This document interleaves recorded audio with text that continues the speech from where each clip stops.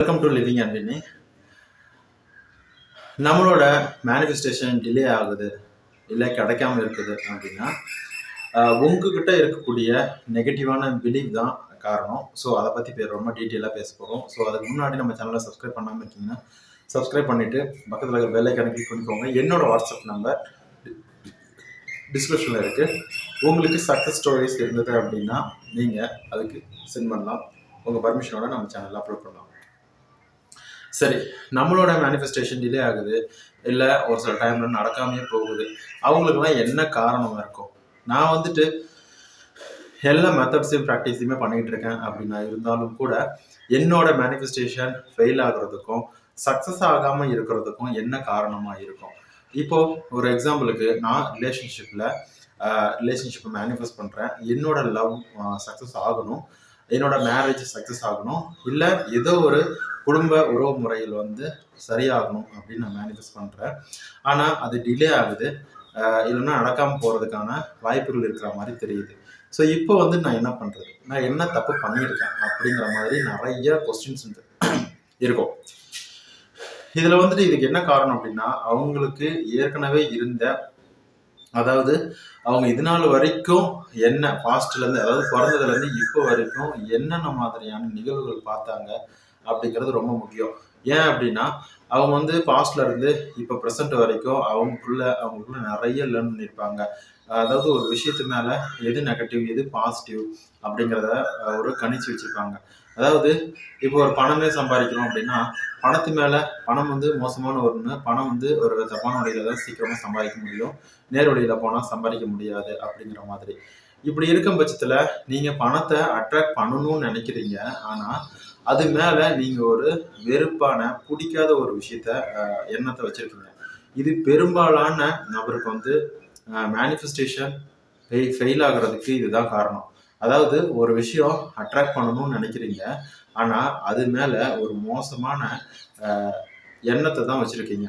அதாவது இப்போ நீங்க ஒரு லவ் சக்சஸ் ஆகணும் இல்ல அட்ராக்ட் பண்ணணும் அப்படின்னு நினைக்கிறீங்க அப்படின்னா, இப்போ என்னோட லவ் சக்ஸஸ் ஆகணும்னு தான் நினைக்கிறேன். ஆனால் அது மேலே இருக்கக்கூடிய பேட் ஒப்பீனியன், நடக்காமல் போனால் என்ன நடக்கும், இல்லைன்னா அது சக்ஸஸ் ஆகாமல் போயிடுமா, அவங்க அக்செப்ட் பண்ணுவாங்களா, பேரண்ட்ஸ் அக்செப்ட் பண்ணுவாங்களா, இந்த மாதிரியான நெகட்டிவ் பிலீஃப் இருக்கிறதுனால உங்களோட மேனிஃபெஸ்டேஷன் ஃபுல்லாக பிளாக் ஆயிடுது. இந்த மாதிரி நடக்கும்போது எப்படி உங்களுக்கு நீங்கள் எதிர்பார்த்த விஷயங்கள் நடக்கும்? இது டோட்டலாக பிளாக் ஆயிரும். அதில் இந்த பயிற்சிகள்லாம் எதுக்காக அப்படின்னா நீங்கள் எதிர்பார்த்த விஷயங்களை அட்ராக்ட் பண்ணுறதுக்கு மட்டும் இல்லாமல் நீங்கள் உங்கள் லைஃப் லாங் என்ன கற்றுக்கிட்டீங்க, மனசளவில் கற்றுக்கிட்டீங்க அப்படிங்கிறத தெரிஞ்சுக்கிட்டு மோசமான எண்ணங்களை வெளியனுப்புறதுக்காகவும் தான் இந்த பயிற்சிகள்.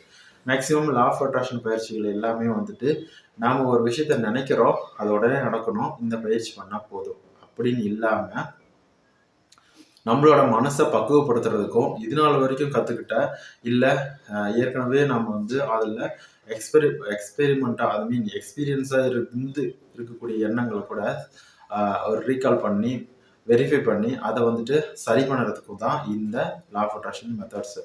ஸோ நாம் இதெல்லாம் என்னென்னலாம் பாஸ்ட்ல கற்றுக்கிட்டோம், எது நம்ம கரெக்டானது எது தப்பான எண்ணங்கள் அப்படிங்கிறத நாம் அனலைஸ் பண்ணுறதுக்கு இது ஒரு பெஸ்ட் ப்ராக்டிஸாக இருக்கும். இதுக்கு தனியாக மெத்தட்ஸ் டெக்னிக்ஸ் அந்த மாதிரிலாம் ஒன்றும் தேவையில்லை.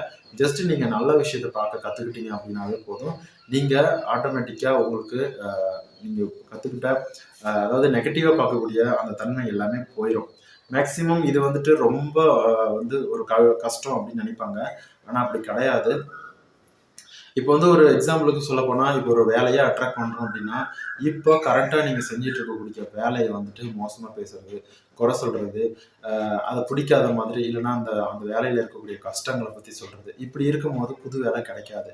இது மாதிரி தான் நிறைய எக்ஸாம்பிள் நிறைய விஷயத்த சொல்லிக்கலாம். இப்போ ஒரு ரிலேஷன்ஷிப் அட்ராக்ட் பண்ணணும் அப்படின்னா அதில் இருக்கக்கூடிய நீங்கள் கஷ்டங்களையும் சோகங்களையும் இல்லை மோசமான எண்ணங்களையும் நீங்கள் ஃபீல் பண்ணுறீங்க, அதை பற்றி பேசுகிறீங்க அப்படின்னா உங்களுக்கு அது சக்ஸஸ் ஆகாது. இந்த மாதிரி தான் நீங்கள் ஒரு நல்ல விஷயத்தை அடையணும் அப்படின்னு ஆசைப்படுறீங்க, ஆனால் அதை பற்றி மட்டும் பேசாமல் அதில் இருக்கக்கூடிய ரெண்டாவது பார்ட்டு. அதாவது அதில் என்னென்னலாம் மோசமான நிகழ்வுகள் இருக்குது அப்படிங்கிறத நீங்கள் பார்த்தீங்க அப்படின்னா கண்டிப்பாக உங்களோட மேனிஃபெஸ்டேஷன் நடக்காது, இல்லை டிலே ஆகும். ஸோ வந்து நல்லதை மட்டும் பாருங்கள். நல்ல விஷயங்களை வந்து மேனிஃபெஸ்ட் பண்ணணும் அப்படின்னா நீங்கள் இதில் தான் வந்து பாசிட்டிவ் திங்கிங் நெகட்டிவ் திங்கிங் அப்படிங்கிறத டிஃப்ரென்ஷியேட் பண்ண முடியும். ஸோ மேக்ஸிமம் பார்த்தீங்க அப்படின்னா உங்களோட எண்ணங்கள் வந்து ரொம்ப சிம்பிள். இப்போ வந்துட்டு நான் வந்து ஒரு பேடாக சுச்சுவேஷன் இருக்கேன், என்னோட லைஃப் வந்து ரொம்ப மோசமாக போயிட்டுருக்கு, வேலையில், பணத்தில், அதுக்கப்புறம் ரிலேஷன்ஷிப்பில், இப்படி இருக்கும்போது நான் எப்படி ஒரு விஷயத்த நடந்த மாதிரி நினைக்கிறது, பாசிட்டிவாக நினைக்கிறது அப்படின்னு கேட்டிங்கன்னா கண்டிப்பாக எல்லாராலையும் முடியாது தான். இருந்தாலும் உங்கள் லைஃப் மாறணும் அப்படின்னா ஜஸ்ட்டு இப்போ ஃபீல் பண்ணிகிட்டு இருக்கக்கூடிய மோசமான நிகழ்வுகள் எல்லாத்தையும் வந்து கொஞ்சம் ஓரங்கட்டி வச்சுட்டு நீங்கள் உங்களுக்கு பிடிச்ச மாதிரி லைஃப் மாறினா எப்படி இருப்பீங்க, எப்படி சந்தோஷமாக இருப்பீங்க அப்படின்னு கற்பனையிலையாவது ஜஸ்ட்டு திங்க் பண்ணி பாருங்கள். இது உங்களுக்கு ரொம்ப யூஸ்ஃபுல்லாக இருக்கும். சரிங்களா? ஸோ இந்த வீடியோ பிடிச்சிருந்தோம்னா லைக் பண்ணுங்கள், மற்றவங்க ஷேர் பண்ணுங்கள். உங்களுக்கான நீங்கள் எதை பாசிட்டிவாக திங்க் பண்ணுறீங்க, எதை வந்து நெகட்டிவாக திங்க் பண்ணுறீங்க அப்படின்னு கமெண்ட்டில் சொல்லுங்கள். நான் தெரிஞ்சுக்கிறேன். ரொம்ப நன்றி.